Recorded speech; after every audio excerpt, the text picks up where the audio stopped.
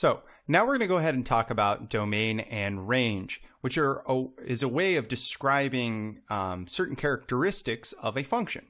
First off, domain refers to our inputs, which of course is our x values, the horizontal location of our functions. Okay, the range refers to, hoping you guessed it, the output, which on the Cartesian plane is our y values, our vertical locations.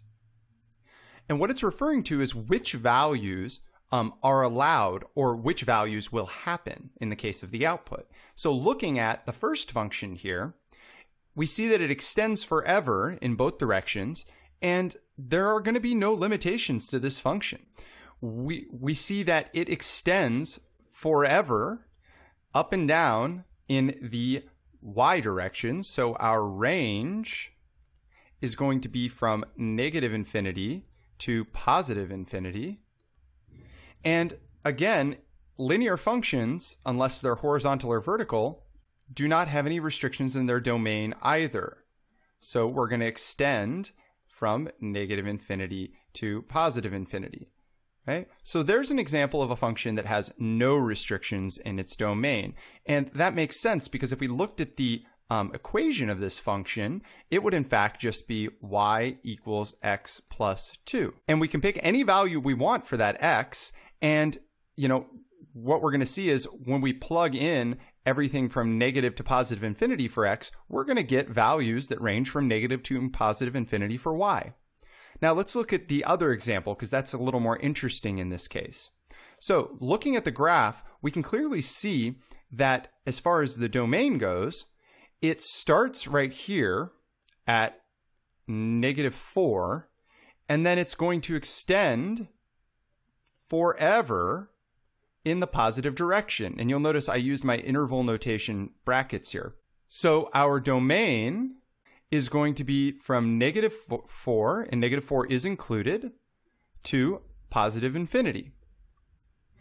And our range, well, we notice our graph doesn't go any lower than this point here, and that is, of course, -2. And then we extend.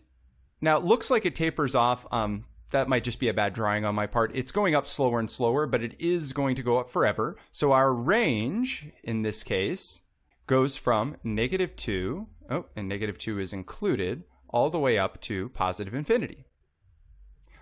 Now, that of course also makes sense if we look at the equation of this function, which I don't know exactly what it is, but it's going to be something to the effect of y is equal to the square root of x plus 4 minus 2. Okay? And if that's the case, we see that our restriction here is going to be that x plus 4 has to be greater than or equal to 0. It can't be a negative number, right? Which ends up getting us x has to be greater than or equal to -4, which we see right here. Excellent. And then also, if we look here, well, I've got this -2 here.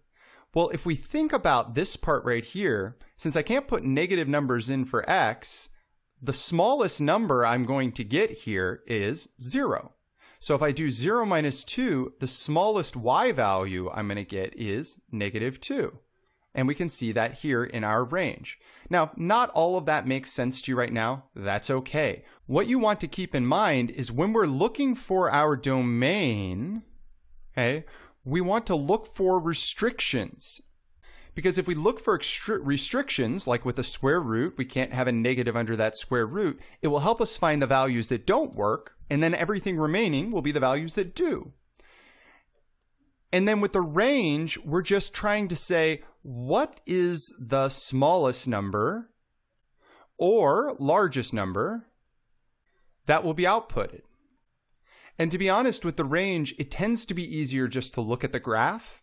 And since it's really easy to graph things now, I'd recommend just doing that at least until you get a little more comfortable and want a new challenge.